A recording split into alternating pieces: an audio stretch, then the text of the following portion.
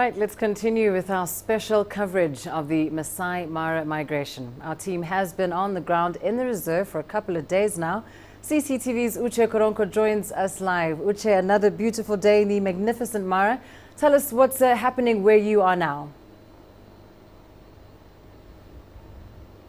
That's right, Lindy. Another amazing day here in the Mara. And we're currently at the Mara River, where literally 10 to 20 minutes ago it was complete chaos. Of course, I'm not talking about the migration, actually. Literally a back and forth between tourists and the wildebeest who were trying to cross.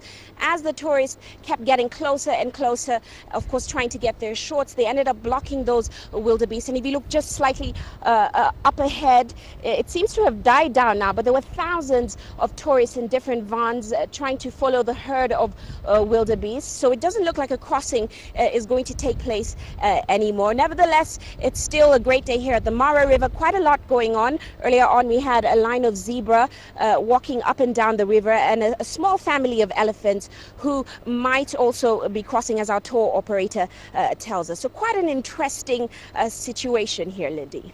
Well, I mean, the story you were just telling us a moment ago certainly highlights just what an attraction the Maasai Mara Great Migration is for tourists from around the world. But we know, of course, it's not the only reason that people come and flock to the Mara. Tell us about some other things you've been seeing at the reserve. Well, of course, Lindy, the wildlife is one of the better parts of coming to see the Mara. And of course, I have to mention earlier on, we did have a little bit of car trouble, so we're stuck for hours in the wild. Nevertheless, earlier on in the day, we were able to see some animals. We came across some baboons, a family of hyenas. We did see a family of elephants as well. So we've been lucky enough to see the big five. We also came across a rare sighting, which of course is a lioness and her cubs dragging around a kill. And here's a look at what that experience was like. Our day begins early because mornings and evenings are the best time to see the animals. In the afternoon it gets hot and they seek shade. Now we've just entered the park and already we've come across a herd of wildebeest, but that's not why we're here. Today it's all about the broader perspective. And by big I mean huge. The world's largest land mammal. It's the African elephant. And although this family seems a little irritated with the mass of wildebeest flooding their home. On the radio, the various drivers tell each other what's out there. And we're told there's a lion nearby. It's a race to get there, but the scramble is worth it as the lioness emerges. And she drags her kill back to her cubs. Quite an unlucky wildebeest. Meanwhile, the lines of wildebeest stretch across the plains. We travel these bumpy roads chasing that perfect picture. Now, we've been lucky so far. Here's hoping that that luck lasts. Uche, CCTV from the Maasai Mara. Certainly some beautiful images there, courtesy of our team, working very hard despite some various challenges. As you mentioned, Uche, your car getting stuck. But we do thank you all for persevering and pushing on for us and our viewers to experience just some of what's happening there at the Maasai Mara. Now, Uche, we do understand that you've also been engaging with local communities that live around the borders of the Maasai Mara. Tell us more about that. Now, Lindy, of course, the local communities here depend quite a lot on the millions that coming from tourism here at the Maasai Mara. It's up for debate how much of that money actually trickles down to the local people. But my colleague Soni Methu actually drove into the community earlier on, and here's what she found out. This is the main entrance to the Maasai Mara, Sekanani. Around it, a small business community has developed. It caters to the tourists, the tour guides and their drivers. But business is tough. Look me. Anna does this every day for 4 months a year. A simple ring that sells for just $1. It's okay. Beautiful. She also makes bracelets and necklaces for the flood of tourists streaming into the Maasai Mara. Look around. There are no farms here. This is what we depend on. We have high season now, so we try and sell as many beads as possible. This is for children to feed and educate them. She's been doing this for decades. On a good day, Anna makes around $30. She says that's more than enough in peak season, but when that ends, so does her business. Many in this small community have had to find an alternative source of income after the tourists leave. George is a local tour guide and businessman. Over the years, he's seen his community grow. The town has come up due to small businesses that support tourism. Direct income from the park and tourists does not benefit the community much, but the center has grown.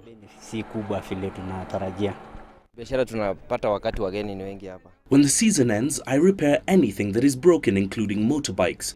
I also have a taxi business that I focus on more after the tourism season. Roads in the park are rough, so Rufus does brisk business in the tourist season. He and his team repair at least 10 tourist vehicles every day. The roads are really bad here. Most vehicles will pass by here on arrival to the Mara and on departure as well. Most will have punctures, broken springs for their shocks, suspension systems, and troubles caused by the bad roads. People here say the town seems to shrink when the migration ends, but for now, business is booming. Sonny Methu, CCTV, Sekanani, Maasai Mara, Kenya. Well, of course, Uche is still with us, and let's go back to her now live in the Mara. Uche, we know, of course, one of the major environmental issues for reserves across the continent is that of poaching. How is the Maasai Mara dealing with this challenge? And like you said, Lindy, poaching is a global issue, but officials here at the Mara tell us that they have it under control. Now, our team spoke to the assistant warden, Dennis Rotiken, earlier, and here's what he had to say about poaching in the Mara. Now, poaching across the globe, it has been a menace, but in the side of the Maasai Mara, we have really managed to control it. It has not been very alarming, although poaching is there, but it is very minimal. Now, in the Maasai Mara, we have got several designated points that are being manned on 24 hours basis. So in this point, we have got rangers who stays there on those points. Now, this point, rangers are there to man every single movement of individual or animal.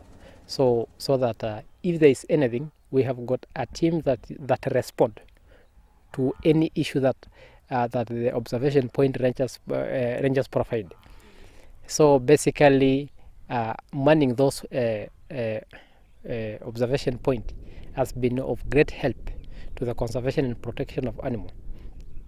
Again, we monitor. We have got vehicles that move across the park all over, that ensures that the park is in order.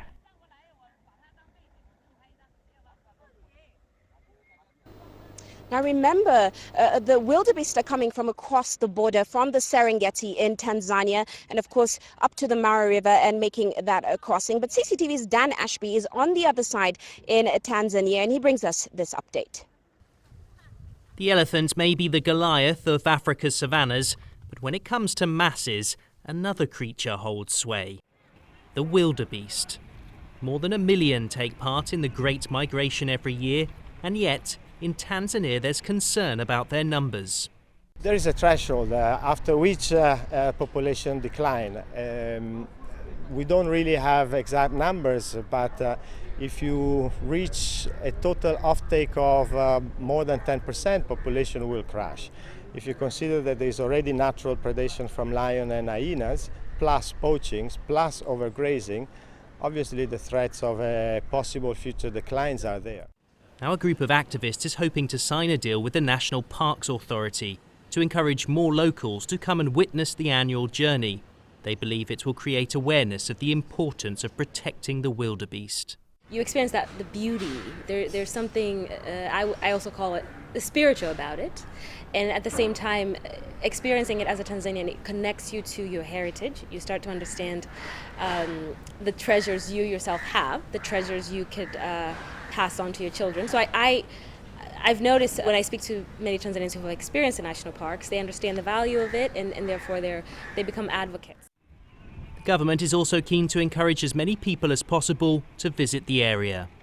If you ask tourists what animals they hope to see in Tanzania, wildebeest is unlikely to top the list. Despite this, the Great Migration remains one of the world's most spectacular natural wonders and plays an important part in the tourism industry here. So protecting these animals is likely to remain a priority in the years to come. Dan Ashby, CCTV in Tanzania.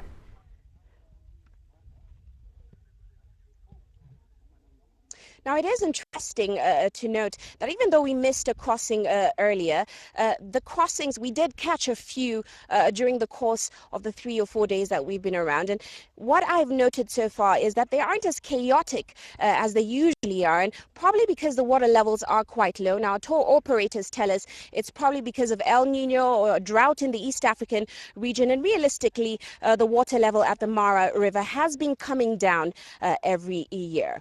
Well, that's all from us, the team here in the Mara. It's goodbye for now. Back to you, Lindy. Thank you so much, Uche, and the team there in the Mara. We do look forward to that next installment of the Mara series.